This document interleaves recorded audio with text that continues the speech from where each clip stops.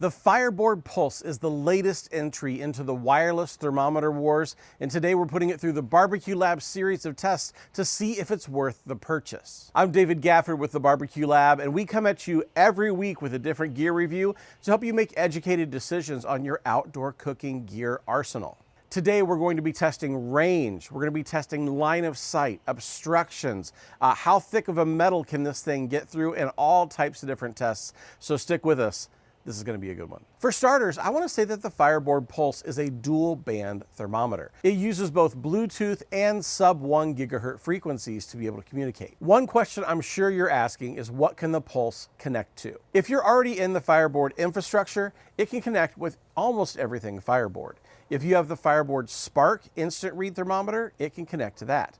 If you have a Fireboard 2 Drive or a Fireboard 2 Pro, it connects to those very easily. If you have a grill that uses a Fireboard controller, something like a Lone Star grill or a Yoder Smokers or a Black Earth grill, all of those, they'll connect with the grill itself because the Fireboard is acting as the controller. If you're using one of the Fireboard 2s, you can add that S1G antenna and increase your range quite a bit compared to Bluetooth on this device. Charging the Fireboard Pulse is actually really easy. It takes just 10 minutes to take the probe from 0 to a full charge, and you can stack the charging stations on top of each other. They're magnetic to one another, and you just plug in one and they will all charge against each other. Let's go ahead and start by getting a few measurements on this device. If we get out a tape measure and we can look here at the measurements of the charging station, and I've got right around 6¼ inches for the charging station from side to side. The probe itself is right around 5¾ inches long. To get the height and width of the probe itself, we don't really have the measurement tools for that, so we have to go with what the website tells us. It looks like it is just shy of 5 millimeters high and about 5¾ millimeters wide. There's also a chisel tip end, which is going to make it easier to insert in your meat. On the probe itself, you can see the Fireboard logo on the probe, but if you look, you'll see the insertion line, and that is right here on the probe. You can see this line comes down here, and then there's an ending point. That is the insertion line on the probe, meaning that you should have it installed in your meat all the way to here. That means you're leaving this much of the probe outside of your meat. We'll talk about this more in a little bit, but the circle on the end of this is the ambient temperature probe, which is getting it quite a bit of ways from your meat, and we'll talk about that advantage here in a second. By the way, if you're getting value out of this video, be sure to hit that like button and consider subscribing if you'd like to see more videos just like this. A question we get asked all the time with these thermometers is, how many internal sensors does it have? Well, the Pulse has 3 internal sensors, and those 3 sensors will give us an average of the reporting data back to the app. So you can't get all 3 sensors data at one time, but you can get an average of the 3, helping you know where you really are with your proteins. The temperature range on this probe on the external portion is 662 degrees Fahrenheit. The internal portion, which is going to be inserted in the meat, has a high of 212 degrees Fahrenheit. If you're getting one of the colored probes, there are probes with multiple colors to help you differentiate which one you have installed in your meat. And when you're looking at your grill, those have a high temperature of 572 degrees Fahrenheit. And I'm just assuming it has to do with the paint or the colorization of the probe itself so it doesn't flake off.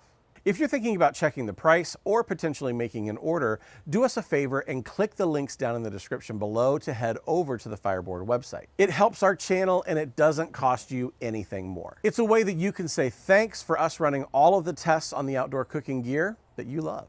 When we were cooking up the tests that we wanted to run on the Fireboard Pulse, the first thing that came to mind was, how will this work with a rotisserie? So let's fire one up. Traditionally, you can't use thermometer probes on the rotisserie because, well, wires and constant turning don't play well together.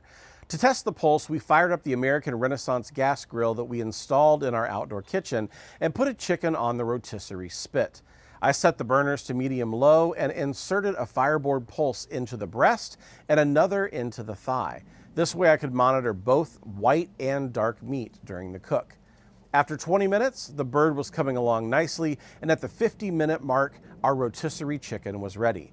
No problem for the Fireboard Pulse with rotisserie use. For our first charcoal test, we fired up the Blaze aluminum Kamado running between 325 and 350 degrees. This is a direct cook right over the coals, and like a rookie, I messed up the probe placement right out of the gate. You can't turn a pork loin over if there's a probe sticking out the side that you need to face down, so we remedied that before it got embarrassing. I set up the session in the app, setting an alert for 130 degrees in case I got busy and forget that I'm grilling. I flipped the tenderloin a couple of times during the cook, trying to even out the lovely looking crust. The Pulse had no problem with the direct cook over charcoal, and we nailed our doneness, hitting that 145 degree internal mark after about a 10-minute rest. In just a second, we're going to test out the range of the Pulse and see if it can work inside of cast iron cookware. Before we do though, what's the #1 deciding factor for you when it comes to buying a wireless thermometer? What do you look for? Let us know down in the comments below, and let's keep this conversation going. Next, we lit the Renaissance Cooking System charcoal grill with some black bag Fogo charcoal to test with a hotter direct fire. On this test, everything started out fine. We put the probe into the steak, set up the app for the cook, and then the skies opened up on us. Tell me what's happening. It's raining, and we're grilling because our grill waits for no weather. We found ourselves grilling in a downpour, but it can't stop our testing. I intentionally kept the probe towards the edge of the fire, which is what I do in real life to protect the probe, and I didn't have any issues over hot lump charcoal. A beautiful medium rare steak in the rain, and the Pulse handled it like a champ. One test that can give any wireless probe problems is the Dutch oven test. I took the Pulse probe and put it on the bottom of my Tramontina 5.5 quart Dutch oven and placed the lid on top.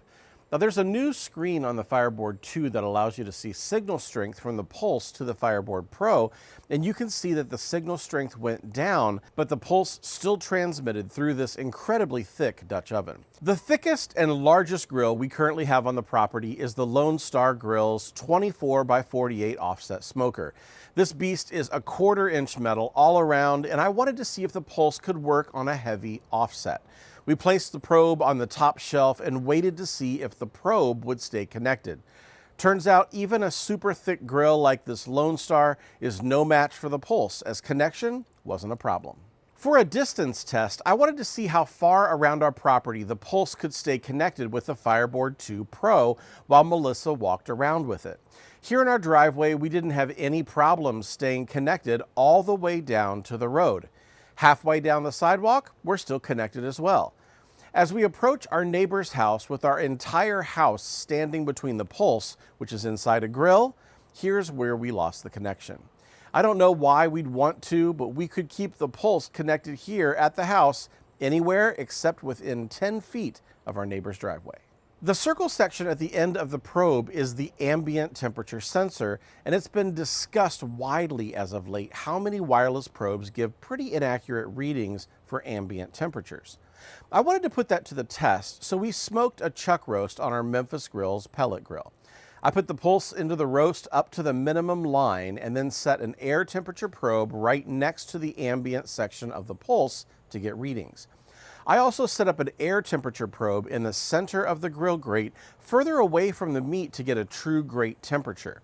What I found was that the ambient reading on the Pulse probe was within 10 degrees of what I was getting with the other two external ambient probes. I had been hearing that competitor probes were 20, 40, 60 or more degrees off, so 10 degrees for me is something that I can work with.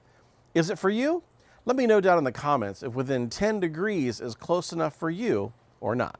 If you're really looking at Fireboard products, we also have a review on the Fireboard Spark, which is their instant read, and a review on their Fireboard 2 Drive, which is their 6-channel thermometer. If you'd like to check those out, I'll put them down in the description below as well. Let's cover some frequently asked questions that you guys have been putting in the comments of some of our other videos in regards to the Fireboard Pulse. Someone wanted to know if the Pulse can control their Fireboard Drive fan.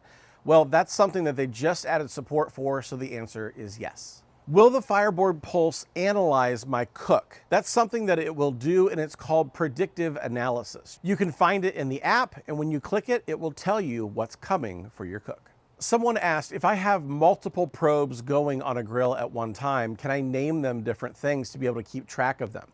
Yes, you absolutely can change the names of the probes, but they also come in multiple different colors, I think up to 6, where you can use different colored probes to keep track of them on the grill. Within the app, you can label each probe however in the world you want to name it. Is the Fireboard Pulse dishwasher safe?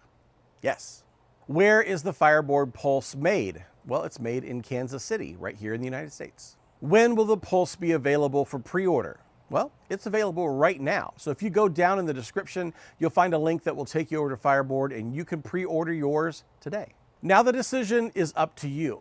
Is the Fireboard Pulse worth it? Will it change the way that you cook in a way that's worth the expenditure? Let me know down in the comments below, and let's continue the conversation about wireless probes and the Fireboard Pulse. While you're there in the comments, let us know if you want to see us do a head-to-head comparison of all of the wireless probes that are on the market. Leave us a comment down below letting us know, and we'll see what we can do. I'm David Gafford from the Barbecue Lab. Behind the camera is my lovely wife, Melissa, helping make all of this happen. And we cannot wait to see you on the next one.